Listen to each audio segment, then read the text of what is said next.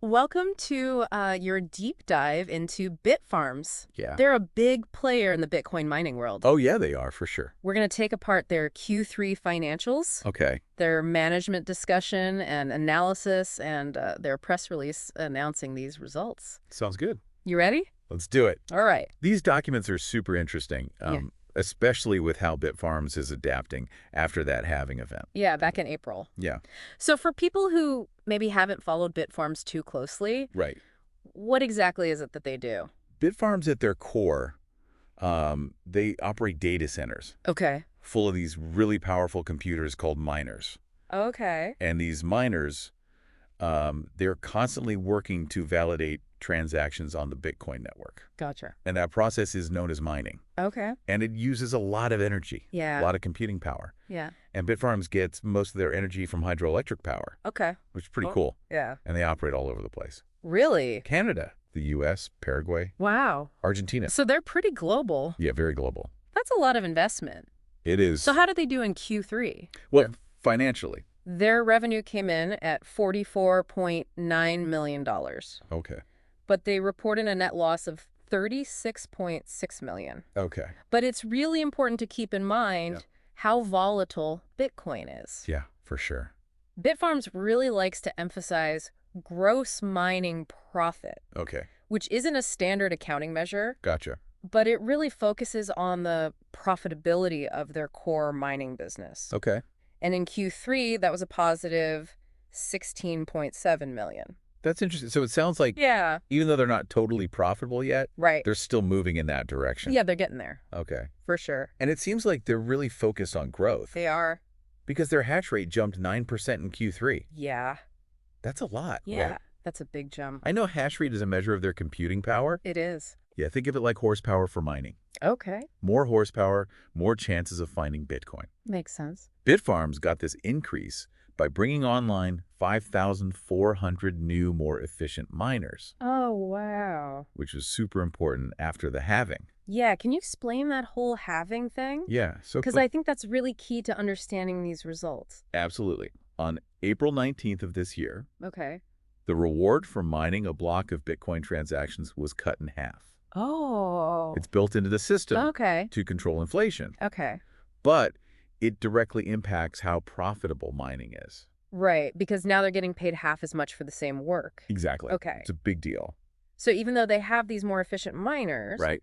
it sounds like their revenue per unit of hash rate hasn't bounced back to where it was before the halving. You got it.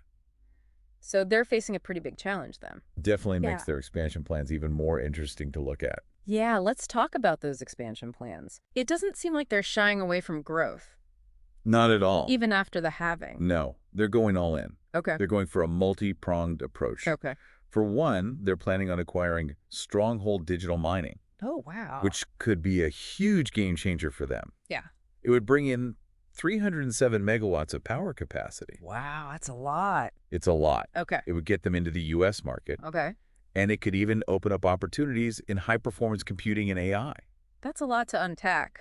It is. Sounds a little risky, though, It could be. given everything going on in the market. Yeah. So what else are they doing to expand? Well, they also have agreements at Stronghold's Panther Creek and Scrubgrass facilities, Okay. where they're going to be deploying 20,000 miners, Oh, wow. which is about 4 exahashes per second of hash rate. Okay, so just to be clear, Yeah. exahashes per second, Yeah, that's how you measure computing power for mining. exactly. Okay, gotcha. Yeah, so that's a lot of new mining power. Yeah. So they're really going all in on expanding their operations. Yeah, they are. That must be super expensive, though, It is for sure. especially after the halving. Yeah, And that's why we got to talk about their financing strategy. that's the interesting part. Yeah, so how are they paying for all this?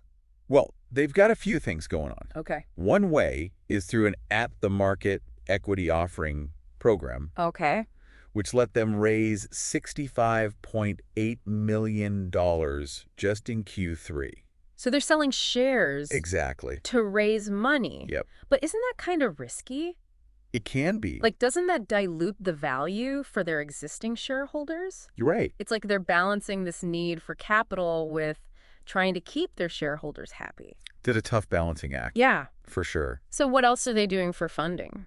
Well, they're also selling some of the Bitcoin. They mine. Okay. They're not just holding everything. But they're not just HODing at all. No, not all of it. They can Right. sell what they mine every day. Yep. And they can even sell up to 1,000 Bitcoin from their treasury if they need to. So it's like a Bitcoin rainy day fund. Exactly. It's like having cash on hand in this crazy market. That's a really interesting strategy. It is. So they're using traditional financing methods, but also some that are specific to crypto. Yep, they're doing it all. Okay. They got to be creative. But Bitcoin is so volatile. Oh, yeah. Do they have anything in place to deal with those price swings? Well, they have what they call a hedging program.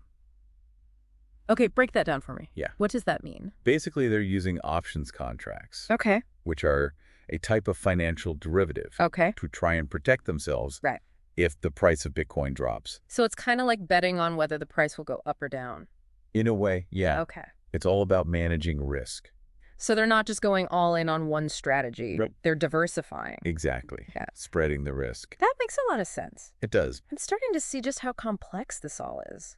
Oh, yeah. It's a lot more than just mining Bitcoin. Way more. It's like a whole financial game on top of the mining. Absolutely. You got to be smart about it. Okay, so I noticed something in the notes to their financial statements Uh-oh. about a restatement. Right. What's that all about? Yeah. So that's about transparency. Okay. They had to restate their 2023 financials Okay. because of how they classified certain warrants, Okay. which are financial instruments that give you the right to buy shares at a certain price. Right. They did this to make their reporting practices line up with accounting standards. Okay. And they're saying they're going to improve their financial reporting controls. So they're trying to be really transparent and make sure everything is by the books? Exactly. They want to build trust with investors. Okay, that's good. Yeah. It seems like they're making some pretty big moves in this post-halving world. Oh, yeah. They're not afraid to take risks, Yeah. but they're trying to be responsible about it. Yeah, that makes sense. They also mentioned something called HPCAI. Right. What is that? That stands for High Performance Computing and Artificial Intelligence. Okay. And they're looking into using their data centers for more than just mining Bitcoin. Oh, interesting. Yeah, because HPC and AI need a lot of computing power. Just like Bitcoin mining. Yeah, exactly. It's like they're trying to diversify. Exactly. Instead of just betting on Bitcoin, they're finding other ways to use their computing power. You got it. That's really interesting. It is. So instead of reacting to the market, Right. they're trying to make their own future. That's a great way to put it. Yeah. They're playing the long game. Cool. Yeah, it's pretty impressive. Okay, so we were talking about how they're getting into high-performance computing and AI. Yeah, that's right. That's a pretty big change for a company that's mostly known for Bitcoin mining. It is a big change. Yeah. It could be really good for them, Yeah. but it could also be a distraction. Right. Only time will tell. Well, I feel like we've covered a lot in this deep dive so far. We have. We've looked at Bitfarms' Q3 performance, Yep. their expansion plans, which are huge, Huge. their financing strategy, which is interesting. Very creative. Yeah. And this new venture into HPC and AI. That's right. So for someone who's following Bitfarms, Yeah. what are the most important things to watch for? Well, first and foremost, the price of Bitcoin. Yeah, that makes sense. That's like the tide that lifts all boats in this industry. For sure. If the price goes up, Bitfarms could be in a really good spot. Yeah.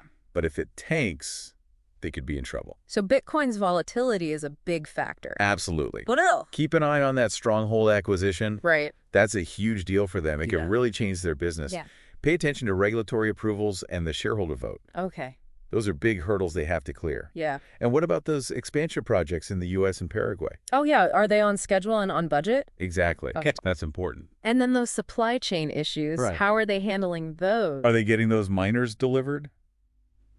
Because if they can't get those miners, It'll slow them down. it's going to hurt their hash rate growth Yeah, and their revenue. exactly. And speaking of revenue, Yeah, I'd also be watching their financing strategy. that's right. Can they raise enough money to fund all this growth? Yeah, and how are those hedging and synthetic HODL programs doing? Yeah. Are those working out for them? Yeah, are they finding that balance between aggressive growth and being smart with their money?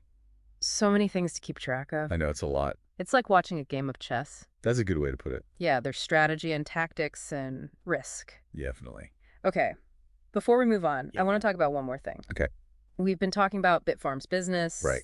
and their finances. Yeah, But what does all this mean for the average person? that's a great question. Why should they care about a Bitcoin mining company? Well, Bitfarms is at the forefront of a technological revolution.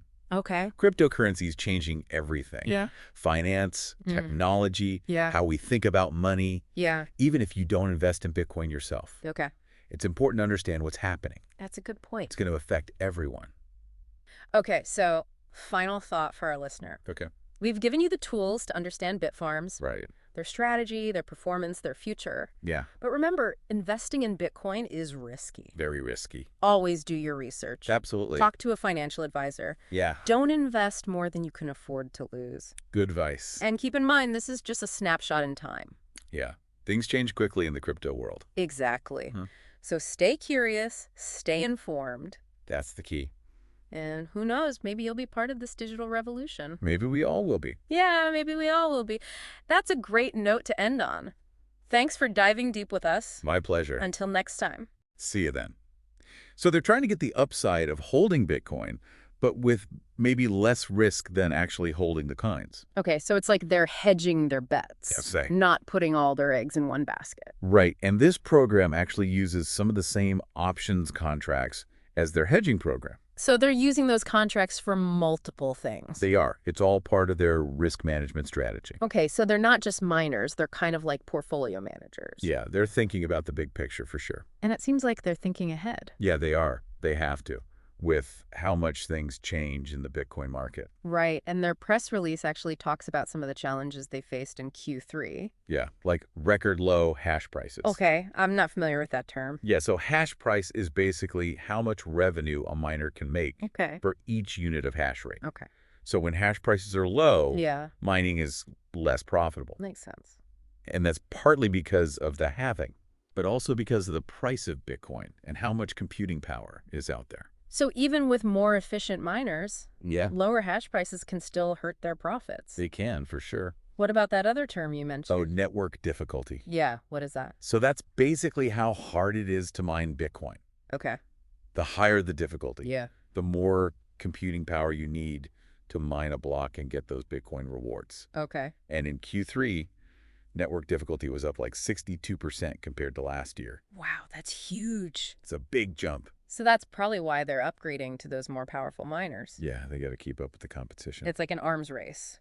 It is for sure. They also talked about some leadership changes in the press release They did. and a focus on corporate governance. Yeah, they've got a new management team Okay. and 2 new independent directors on their board. So they're trying to be more transparent and accountable. Exactly, which is good for investors. Yeah, builds confidence. For sure. They also mentioned something called HPC AI. Right. What's that stand for? High performance computing and artificial intelligence. Okay. They're looking into using their data centers for more than just mining.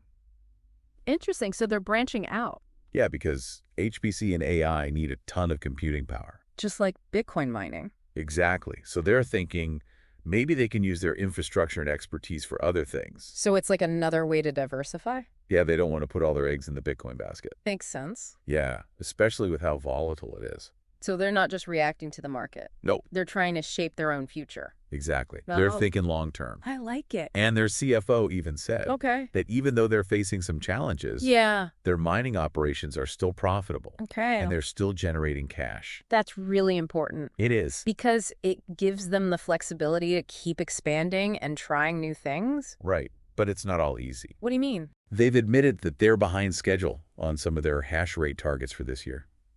Oh, no. What's causing that? Supply chain issues. Oh, right. Everyone's dealing with those. Yeah, mostly problems getting their Bitmain T21 miners delivered and serviced. Okay. But they're working with Bitmain to fix it. Okay, good. And they're even upgrading some of their miners to the more powerful S21 Pro model.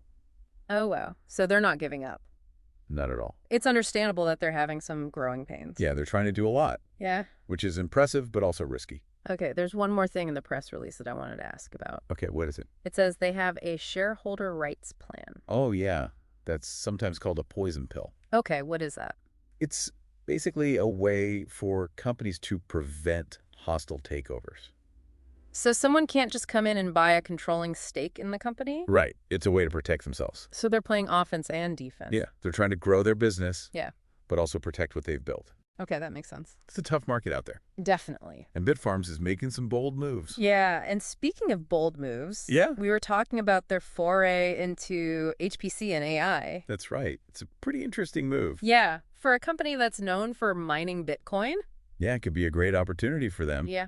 Or it could end up being a distraction. Yeah, we'll have to see how it plays out. Only time will tell. So we've covered a lot in this deep dive. Yeah, we have. We talked about their Q3 performance, Wow. their expansion plans. Those are huge. Yeah, and their move into HPC and AI. It's a lot. Yeah, It is. they're busy. So as a final thought for our listener, Right. we've given you all the information you need to understand Bitfarms. Right. Their strategy. Yeah, their performance, How they're doing. what their future might look like. Their plans for the future. But it's important to remember that investing in Bitcoin is risky, Oh, yeah. Super risky. especially in a volatile market like this. You never know what's going to happen. So do your research. Absolutely. Talk to a financial advisor. Good idea. And never invest more than you can afford to lose.